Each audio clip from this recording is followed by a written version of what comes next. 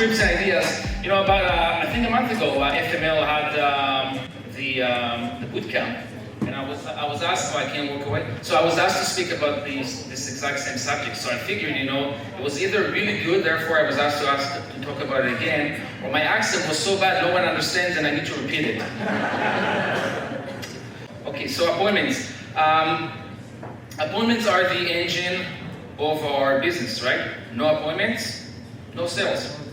But what happens if you do have appointments and you don't know what to say? What happens if you say the wrong thing to the right person? So I want to know how many people are reluctant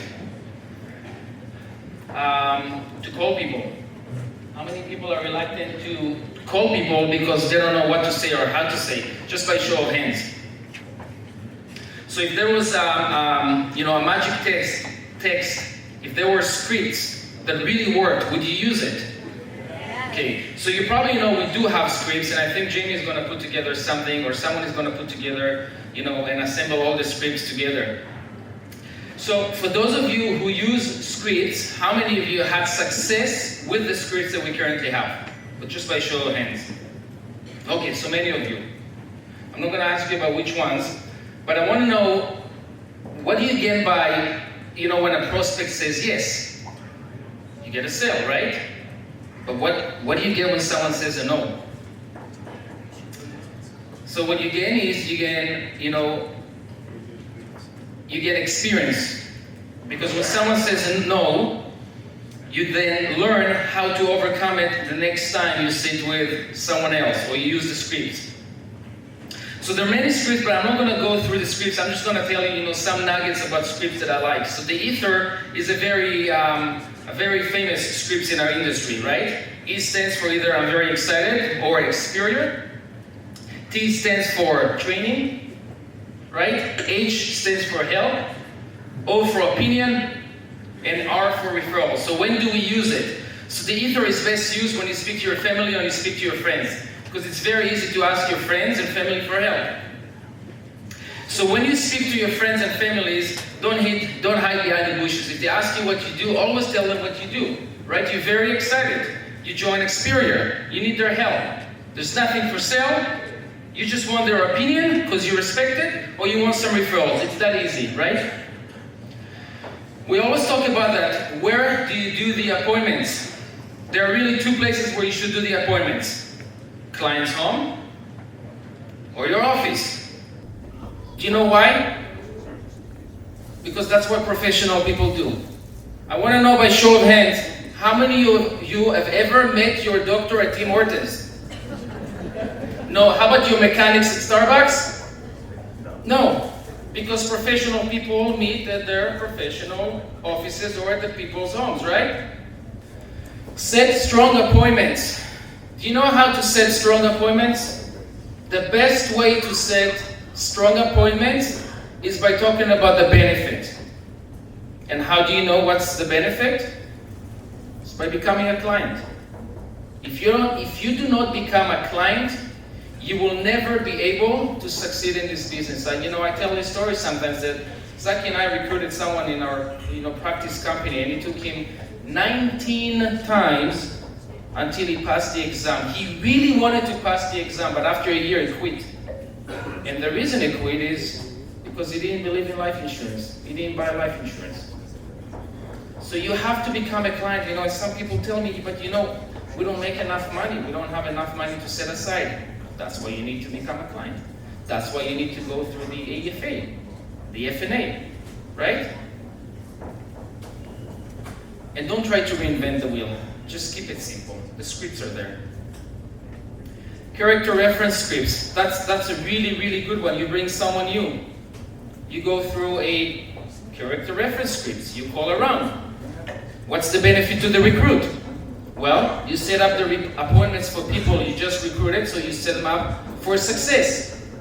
But what happens if you call and no one wants to give a good word, right? What happens if they have no credibility? What happens if they have no reference list? Well, then you know not to waste your time, right? This business is not for everyone. Sometimes we want to recruit everyone, but this business is not for everyone. Calling a referral from a text. I like that one. So you sit with someone you help, you give them the script to send or to text to their friends, and they do that. They did the job for you, right? So now you turn a cold lead into a warm. So instead of you just asking for, just give me a list of some of the people, let me call them. Still kind of a cold referral, right? They did the job. All you have to do is pick up the phone and call.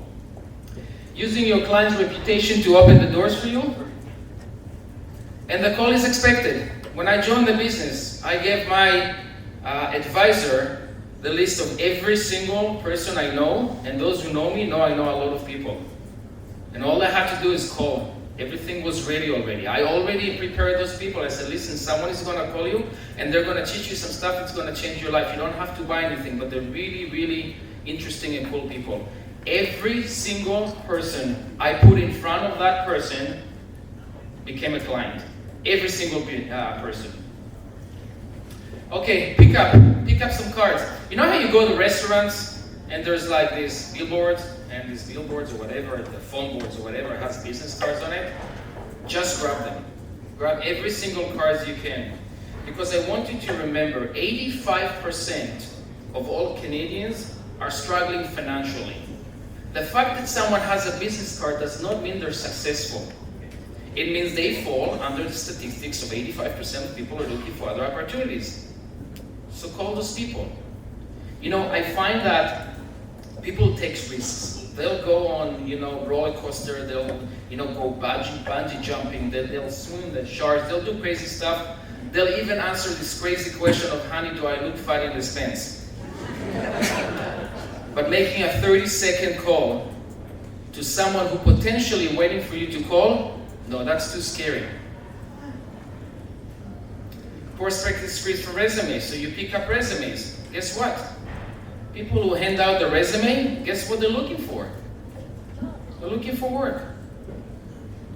Even people who don't give out resumes, people who work in the mall. I worked in the mall for many, many, many years. I managed a store. And I had the best service, and I was, one of the best, at sales and everything. And I kept thinking to myself, I worked in a very prestigious mall, Yorkdale, for those of you who know it. And I was always waiting for someone who's going to come and say, Asaf, your customer service is unbelievable. We want to present you with an opportunity. I bet you anything, there's many people like me out there. Go find them. Getting your foot into the door. So, what's your goal when you're meeting a prospect? Set the appointment. Anyone? Set the appointment. I have 10 minutes, so I'm going to give you the answer. It's build trust. It's the first thing you want to do is build trust. And how do you build trust? By listening. See, listening is an activity that takes effort. It's something we do to show the client that we care. Hearing is what we do when we get bored. We tune out. Let me tell you this, the client knows when you listen and when you hear. I'm blinking it. There we go. So benefit of good listening. It generates respect and trust between talker and listener. I gotta tell you, when I read this over and over again, I kept saying to myself, generate respect and trust between stalker and listener. Stalker and listener. My wife said, stalker? Why stalker? Stalker, it's my English. So other techniques to establish trust. Don't interrupt. Don't fake the same response to every question. Okay, even doing like that. Oh yes, yes, yes, yes, yes. Your mind is wandered already, right? Don't answer your own questions. People are afraid to be silent. They ask a question and they're afraid to be silent. Wait for an answer. The person who speaks first loses. Allow the prospect time to respond. Again, don't be afraid of the silence. Ask with confidence. Shows you are actively listening and that you understand the subject. Do you know why the Pepto Bismol is over there? Some of you have verbal diarrhea when you speak in front of a client. It doesn't show knowledge. Okay? It doesn't. Sometimes what happens is you sell so much, you end up buying your own product back. Okay, those are some of the questions that I ask when I sit, in front of a client. The first question I ask that gives me power is I ask for the permission to ask questions. And when I do that, I tell the client that some of my questions may not make sense to them, but I need it so I can customize my speech. The second question I ask is pretty much everything is on the EFA. So if you've never seen the EFA, open it up. It has amazing questions. I also ask that, what are the 4 areas that concern you the most? Is it protection, saving, retirement, or legacy and estate planning? If they don't care about legacy and estate planning, I don't talk about it. If they don't care about protections, I don't focus on it, right? We only have a limited time. There's spam attention. If you're like me, you ADHD, your spam attention is not there. So I want to make it as focused as I can. And then I ask empathetic questions, and I'll go into it in a second. Okay, so unless you ask the right questions, you won't understand the right problem to solve. That's the key for being very successful at selling. So asking questions does not make you nosy. You have to understand that it makes you a professional, because that's what professionals do. Doesn't matter where you go, to your doctor, to your mechanic, doesn't matter where you go, they'll ask you questions. That's the only way for them to help you out. It helps gear the presentation towards the challenge and allows prospects to verbalize their concerns, what they want and what they need.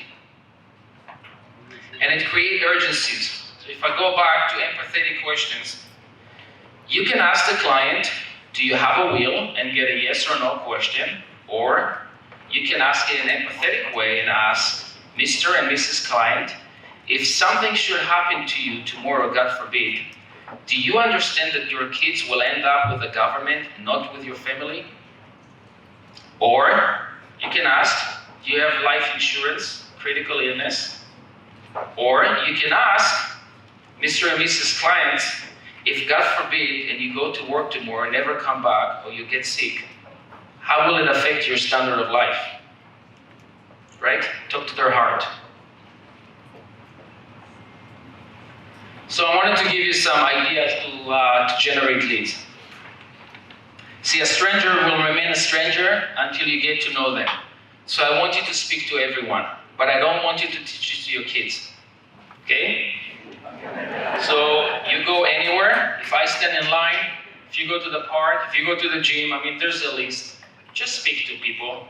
And you don't need to speak about business. You just need to speak about life, about anything, and that will lead into other conversations. Ask a true friend for a favor. How many times did you get a call from a friend who told you, listen, I want to have a Tupperware party. Can you help me out? And you help them out. How is it different from what we do? Call a friend, ask for help. The help can be many things. One of them can be, I need a favor from you. Here's 10 business cards. I need you to call your friends and tell them you're helping a very good friend of yours that you trust. And in case they ever need your services, please keep this on your fridge.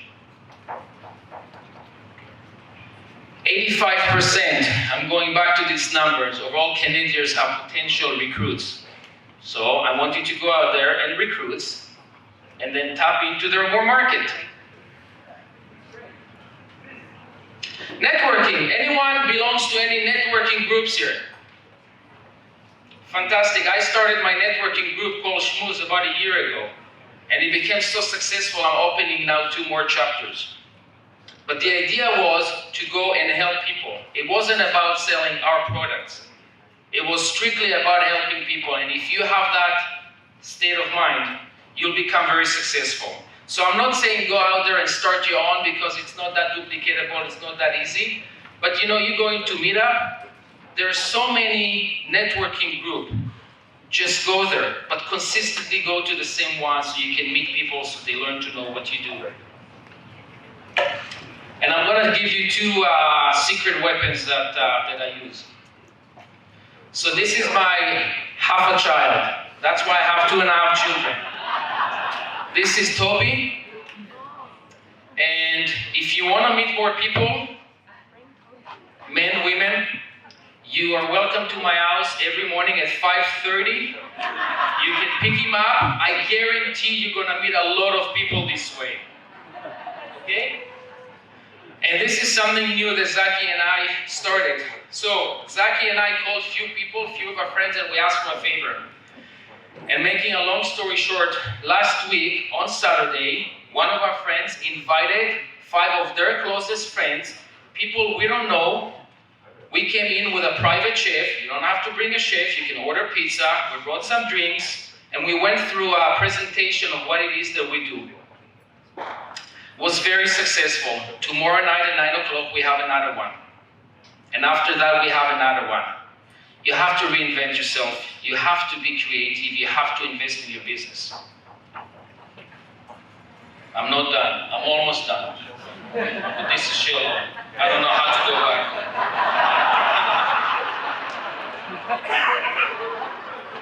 I really like Darren Hardy, so I read his books and I listen to his podcast and everything. Frank introduced me to him. And I just want to conclude with this. Small, smart choices plus consistency plus time is equal to radical difference. I want you to take at least one idea or do something you feel comfortable with, and you need to master it. Whether you get a yes or no, it doesn't matter, but if you don't quit, you won't fail. Thank you very much.